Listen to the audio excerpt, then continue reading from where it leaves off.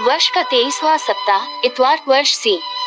प्रज्ञा ग्रंथ के विचारक के मन में ये संदेह है कि कौन ईश्वर की इच्छा जान सकता है, इसलिए वह नम्रता पूर्वक ईश्वर से प्रार्थना करता है। यदि हम यीशु की शिक्षा पर विश्वास करें तो हमारे मन में संदेह उत्पन्न नहीं होगा। प्रज्ञा ग्रंथ। कौन ईश्वर की इच्छा जान सकता है? ईश्वर के मन की थाह कौन ले सकता है? कौन ईश्वर की इच्छा जान सकता है? मनुष्यों के विचार अनिश्चित हैं और हमारे उद्देश्य अस्थिर हैं, क्योंकि नश्वर शरीर आत्मा के लिए भार स्वरूप है और मिट्टी की यह काया मन की विचार शक्ति को कम कर देती है। हम पृथ्वी पर की चीजें कठिनाई से जान जाते हैं। जो हमारे सामने है उसे हम मुश्किल से समझ पाते हैं, तो आकाश में क्या है इसका पता कौन लगा सकता है? यदि तूने प्रज्ञा का वरदान नहीं दिया होता और अपने पवित्र आत्मा को नहीं भेजा होता तो कौन तेरी इच्छा जान पाता? इस तरह पृथ्वी पर रहने वालों के पथ सीधे कर दिए गए हैं। जो बात तुझे प्रिय है इसकी शिक्षा मनुष्यों को मिल गई और प्रज्ञा के द्वारा उनका उद्धार हुआ है। भजन, स्तोत्र, अनुवाक्या। हे प्रभु, तू पीढ़ी दर पीढ़ी हमारा आश्रय बना रहा। तू मनुष्य को फिर मिट्टी में मिलाकर कहता है, हे मनुष्य की संतान, लौट जाओ। 1000 वर्ष भी तुझे बीते कल की तरह लगते हैं, वे तेरी गिनती में रात के पहर के सदृश हैं। तू मनुष्यों को इस तरह उठा ले जाता है जिस तरह सवेरा हो जाने पर स्वप्न मिट जाता है, जिस तरह घास प्रातःकाल उगकर लहलहाती है और संध्या तक मुरझाकर सूख जाती है। हमें जीवन की क्षणभंगुरता सिखा जिससे हम में सद्बुद्धि आए। हे प्रभु, क्षमा कर, हम कब तक तेरी प्रतीक्षा करें? तू अपने सेवकों पर दया कर। तू भोर को हमें अपना प्रेम दिखा जिससे हम दिन भर आनंद के गीत गा सकें। प्रभु की मधुर कृपा हम पर बनी रहे और हमारे सब कार्यों पर तेरी आशीष। दूसरा पाठ। संत पौलुस रोम में कैदी थे और उन्होंने अपने बंदी गृह में ओनेसिमुस नामक दास को ईसाई धर्म में दीक्षित कर लिया, जो अपने स्वामी के घर से भाग गया था। यहाँ संत पौलुस का वह पत्र सुनाया जा रहा है कि जिसे लेकर ओनेसिमुस अपने स्वामी के यहाँ लौटा।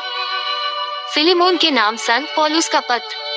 आप इसे दास के रूप में नहीं बल्कि प्रिय भाई के रूप में अपनाएं। मैं पौलुस, जो बूढ़ा हो चला और आजकल यीशु मसीह के कारण कैदी भी हूँ, आपको ये लिख रहा हूँ। मैं ओनेसिमुस के लिए आपसे निवेदन कर रहा हूँ। वह मेरा पुत्र है, क्योंकि मैं कैद में उसका आध्यात्मिक पिता बन गया हूँ। मैं अपने कलेजे के इस टुकड़े को आपके पास वापस भेज रहा हूँ। मैं, जो सुसमाचार के कारण कैदी हूँ, इसे यहाँ अपने पास रखना चाहता था, जिससे यह आपके बदले मेरी सेवा करे। किंतु आपकी सहमति के बिना मैंने कुछ नहीं करना चाहा, जिससे आप यह उपकार लाचारी से नहीं बल्कि स्वेच्छा से करें। ओनेसिमुस शायद इसलिए कुछ समय तक आपसे ले लिया गया था कि यह आपको सदा के लिए प्राप्त हो, अब दास के रूप में नहीं बल्कि दास से कहीं बढ़कर अति प्रिय भाई के रूप में। यह मुझे अत्यंत प्रिय है और आपको कहीं अधिक मनुष्य के नाते भी और प्रभु के शिष्य के नाते भी। इसलिए यदि आप मुझे धर्म भाई समझते हैं तो इसे मुझ जैसे अपनाएं। प्रभु की वाणी। जय घोष। alleluia, alleluia। प्रभु कहते हैं, मैंने तुम्हें मित्र कहा है, क्योंकि मैंने अपने पिता से जो कुछ सुना है वह सब तुम्हें बता दिया है। alleluia। सुसमाचार। यीशु मसीह विनम्र तथा दयालु थे, फिर भी वह अपने शिष्यों से यह मान करते थे कि वे ऐसे व्यक्ति को छोड़ दे जो उनकी धार्मिक साधना तथा विश्वास में बाधा डालता है, चाहे वह व्यक्ति कितना ही निकट संबंधी क्यों न हो। लूकस के अनुसार पवित्र सुसमाचार। जो कोई अपना सब कुछ त्याग न दे वह मेरा शिष्य नहीं हो सकता। यीशु के साथ साथ एक विशाल जनसमूह चल रहा था। उन्होंने मुड़कर लोगों से कहा, यदि कोई मेरे पास आए और अपने माता पिता, पत्नी, संतान, भाई बहनों और यहाँ तक कि अपने जीवन से भी बैर न रखे तो वह मेरा शिष्य नहीं हो सकता। जो अपना क्रूस उठाकर मेरा अनुसरण नहीं करता वह मेरा शिष्य नहीं हो सकता। तुम में ऐसा कौन होगा जो मीनार बनवाना चाहे और पहले बैठकर खर्च का हिसाब न लगाए और यह न देखे कि क्या उसे पूरा करने की पूंजी मेरे पास है? कहीं ऐसा न हो कि नींव डालने के बाद वह पूरा न कर सके और देखने वाले ये कहकर उसकी हंसी उड़ाने लगे, इस मनुष्य ने निर्माण कार्य प्रारंभ तो किया किंतु यह उसे पूरा नहीं कर सका। अथवा कौन राजा ऐसा होगा जो दूसरे राजा से युद्ध करने जाता हो और पहले बैठकर यह विचार न करे कि जो 20,000 की फौज के साथ मुझ पर चढ़ा आ रहा है, क्या मैं 10,000 की फौज से उसका सामना कर सकता हूँ? यदि वह सामना नहीं कर सकता तो जब तक दूसरा राजा दूर है वह राजदूतों को भेजकर संधि के लिए निवेदन करेगा। उसी तरह तुम में से जो कोई अपना सब कुछ त्याग न दे वह मेरा शिष्य नहीं हो सकता। प्रभु का सुसमाचार। बुक्स मनन चिंतन।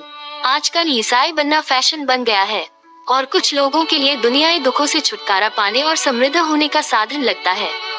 कलीसियाई इतिहास में हम देखते हैं कि लोग ख्रिस्तीय विश्वास के लिए अपने आप को बलिदान दे दिए। ख्रिस्तीय जीवन लाचार और गरीब लोगों के लिए नहीं है। आज के सुसमाचार लूकस में प्रभु यीशु शिष्यत्व की कीमत हमें बताते हैं। ईश्वर के प्रति अमीर ही प्रभु के शिष्य बन सकते हैं। तो प्रभु के शिष्य बनने की कीमत क्या है? सब कुछ। हम जो हैं और हमारे पास जो भी हैं, मसीह संपूर्ण ख्रिस्तीय जीवन का केंद्र है। उनके साथ का बंधन सभी अन्य बंधनों, पारिवारिक या सामाजिक से ऊपर है। CCC कहता है, प्रभु यीशु अपने शिष्यों को आज्ञा देते हैं कि वे उन्हें हर वस्तु और हर व्यक्ति से ऊपर रखें और उनके तथा सुसमाचार के लिए जो कुछ भी उनके पास है उसका त्याग करें। अपने दुख भोग से ठीक पहले उन्होंने यरूशलेम की गरीब विधवा का उदाहरण दिया, जिसने अपनी दरिद्रता में से वह सब कुछ दे दिया जो उसके जीवित रहने के लिए था। धन से विरक्त होने का यह आदेश स्वर्ग के राज्य में प्रवेश के लिए अनिवार्य है। लेकिन धनी युवक प्रभु यीशु का अनुसरण करने से इनकार कर दिया क्योंकि वह अपनी संपत्ति से चिपका हुआ था। मत्ती स्माइली फेस। आप किसके उदाहरण का पालन करने वाले हैं? धनी युवक का या गरीब विधवा का? क्या प्रभु यीशु हमारे सभी संबंधों, धन दौलत और जीवन से भी बड़े नहीं हैं? हम कीमत ना देखें, बल्कि इस कीमत से प्राप्त होने वाले प्रभु के बंधन को देखें।